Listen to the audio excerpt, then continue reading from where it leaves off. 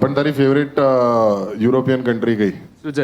Switzerland હજુ બાકી. હું ખાલી જ્યુરિક ફરીને આવી ગયો, પણ બહુ મોંઘું નહીં સ્વિટ્ઝરલેન્ડ? વેરી એક્સપેન્સિવ યાર, અતિશય મોંઘું. ભાઈ બે સ્વિટ્ઝરલેન્ડ જવું હોય ને તો લેહ લદ્દાખ જવાનું ભાઈ. લેહ લદ્દાખ અને સ્વિટ્ઝરલેન્ડની વચ્ચે આઈ થિંક એટલો ઝાઝો ફરક નથી, પણ માઉન્ટેન રીજન જોઈએ ને તો લેહ લદ્દાખમાં મને મજા આવી હતી.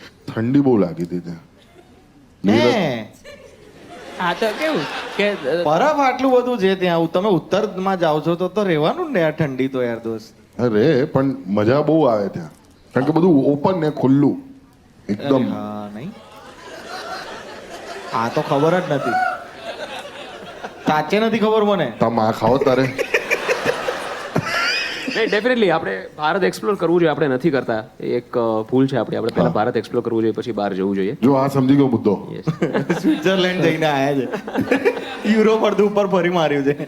ના પણ એ ઇન્ડિયા પણ ફરે જ છે ને. ઇન્ડિયામાં કઈ ફેવરેટ જગ્યા? ચલો બોલો. ઇન્ડિયામાં ઉત્તરાખંડ, ઉત્તરાખંડ. દેવભૂમિ ઉત્તરાખંડ યાર, ખરેખર દેવભૂમિ છે. ત્યાંનો હરેક માણસ એટલો પવિત્ર તમને લાગે. એટલે તમે જ્યાં આપણે જ્યાં છે ને ગુજરાતના નંબર 1 પોડકાસ્ટર છે, એટલે પહેલા ગુજરાત બોલવાનું. ટેક 2. હા, દ્વારકા.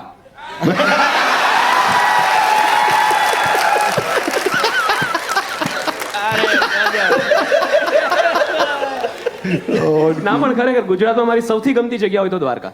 મેં મારા તો જીવનનું અમે પહેલું નહીં સ્કૂબા ત્યાં કરેલું. અરે વાહ. બહુ મસ્ત મજા આવી ગઈ હતી. અરે ત્યાંનો પેલો શિવરાજપુરનો બીચ કેટલો મસ્ત છે. બહુ મસ્ત. બહુ ગજબ.